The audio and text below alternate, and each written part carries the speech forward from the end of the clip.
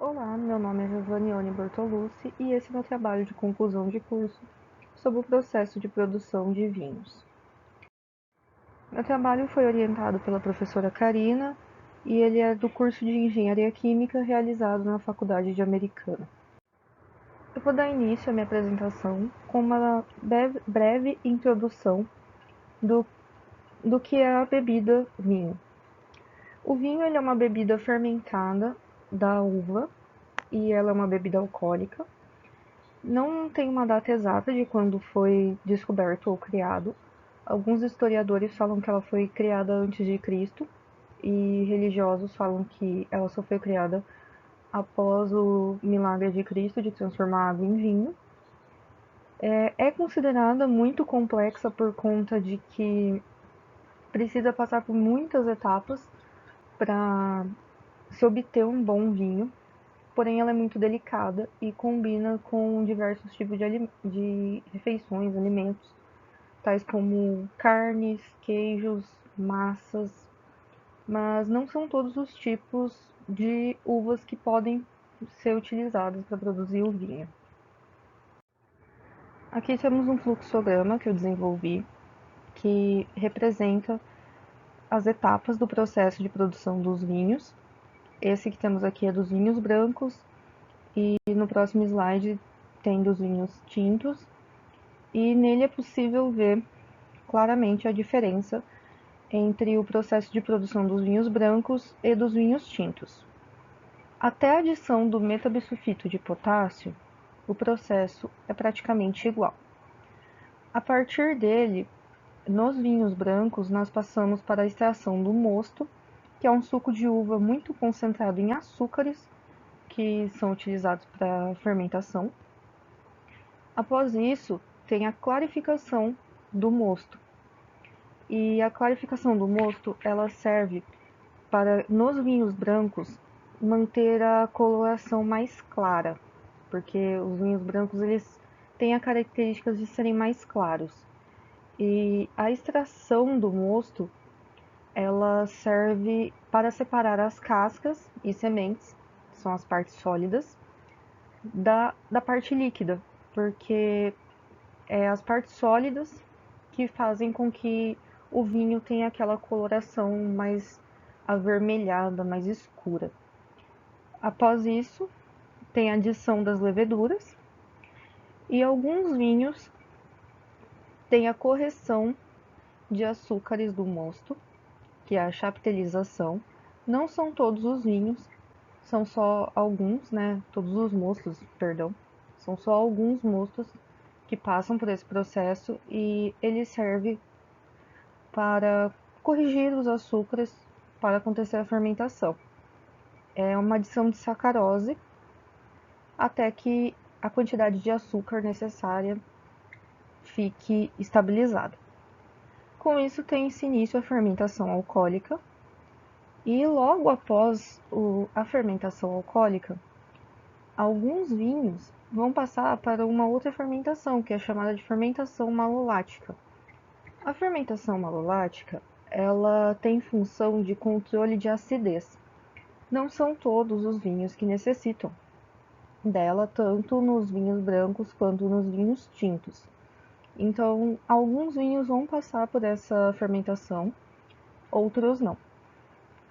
Ao fim dela, os vinhos vão passar para a clarificação e estabilização, que são dois processos que servem para auxiliar no engarrafamento do vinho e armazenamento, para que ele não estrague com facilidade e consiga ser armazenado e transportado com mais segurança e que a qualidade dele não seja afetada ao longo do seu processo de armazenamento.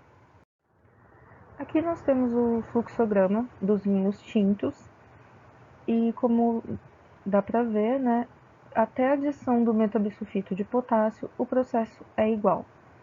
Nos vinhos tintos, já antes da fermentação alcoólica, bem no começo, tem a correção de açúcares do mosto, caso necessário.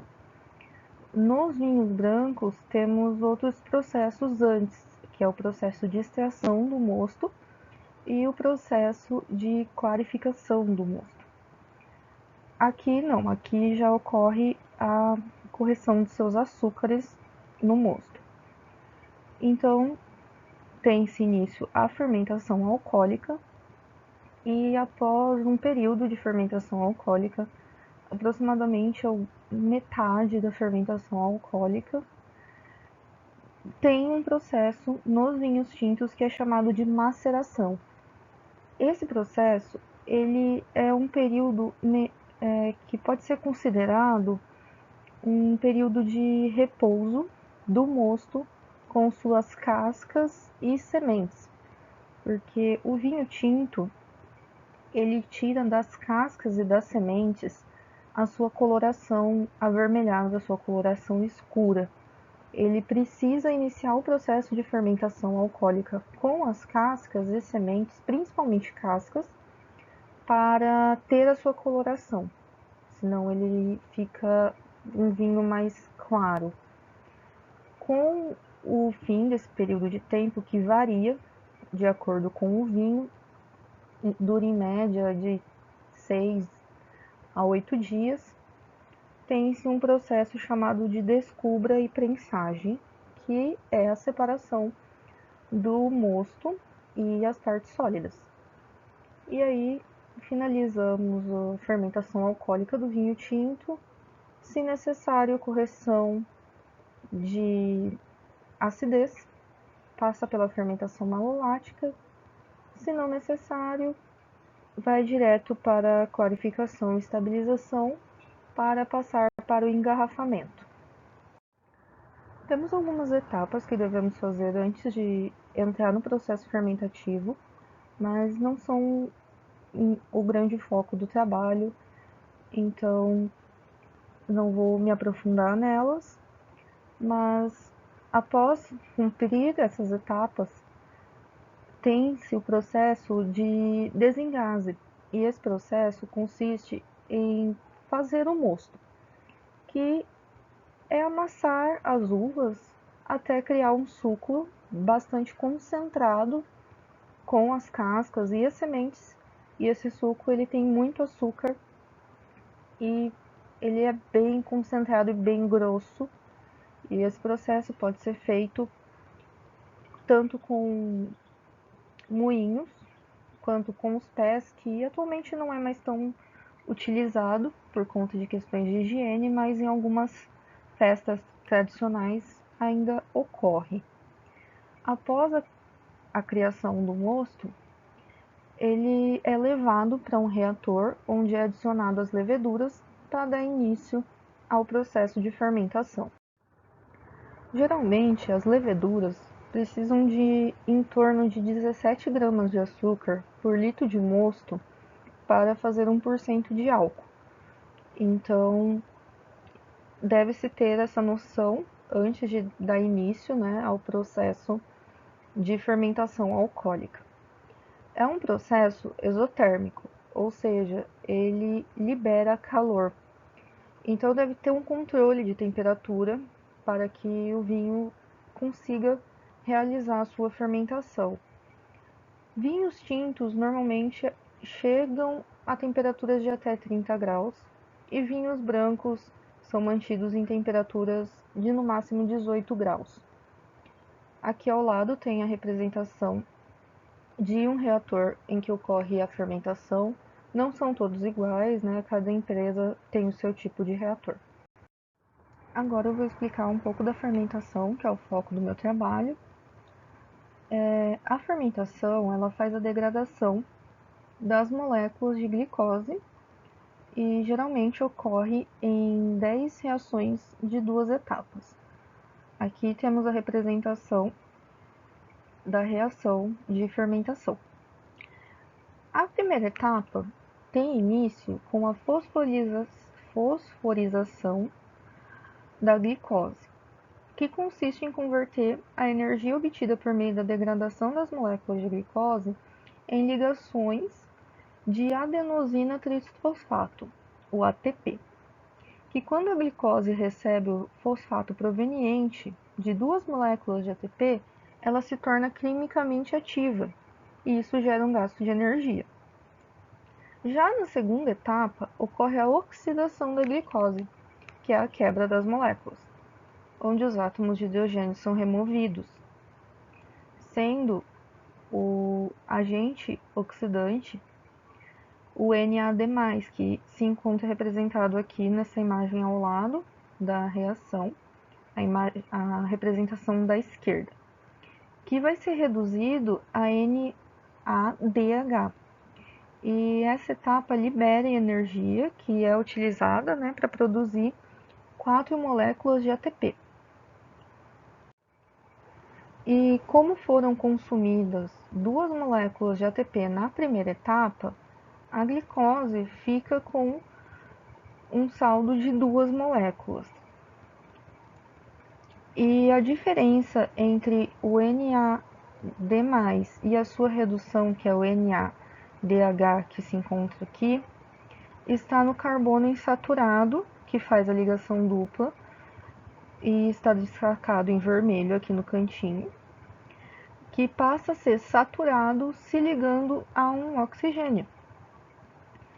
E na fermentação alcoólica, é a redução do piruvato, que é uma molécula de glicose, a álcool etílico, seguindo as 2 etapas do processo fermentativo tradicional, que eu expliquei agora. Na primeira etapa de fermentação alcoólica, o piruvato é transformado em acetaldeído, com liberação de dióxido de carbono. Durante a segunda etapa, o acetaldeído é reduzido a etanol pelo NADH, que se encontra aqui do lado. Como citei no fluxograma, os vinhos brancos passam diretamente para a fermentação malolática após a fermentação alcoólica, enquanto os vinhos tintos passam por um processo de maceração antes. Para seguir para a fermentação malolática, ambos os vinhos precisam passar por um processo de decantação, onde o líquido sobrenadante, ou seja, o líquido que fica por cima do reator, é separado para seguir para a fermentação malolática. Então, esse segundo processo fermentativo, ele ocorre em um reator diferente do reator da fermentação alcoólica. E ele tem como agente as bactérias lácteas, e elas transformam o ácido málico em ácido lático, com liberação de gás carbônico, e pode ser realizado em ambientes anaeróbicos ou aeróbicos. Mas o primeiro é meio desfavorável e deve ser de preferência evitado. Esse segundo processo fermentativo, ele também tem uma faixa de temperatura mais baixa, que ocorre entre 15 a 18 graus, para que não ocorra a evaporação do vinho e evitar uma acidez volátil. E como eu citei anteriormente, ele tem a função de suavizar a acidez gerada no processo fermentativo.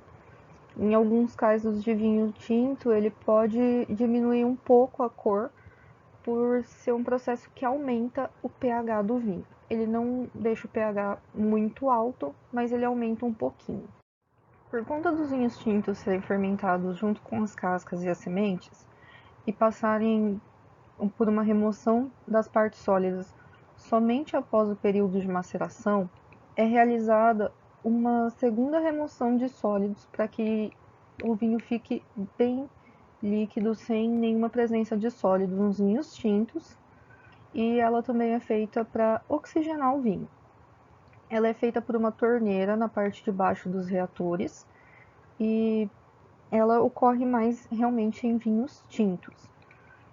Após a remoção dos sólidos, o vinho é transferido para tanques de carvalho para passar pela clarificação e estabilização para serem engarrafados. Os vinhos brancos, eles já passam direto para o processo de clarificação antes de ser engarrafado. O processo de engarrafamento do vinho pode ser feito em diversos tipos de embalagem. O mais comum mesmo são as garrafas de vidro de 700 ml, não chegam a ter 1 litro, ou os barris de carvalho. E geralmente em barris de carvalho são vinhos que podem ser conservados por um período de tempo muito maior. Essa foi a minha apresentação sobre o processo de produção do vinho, o meu trabalho de conclusão de curso. Muito obrigada!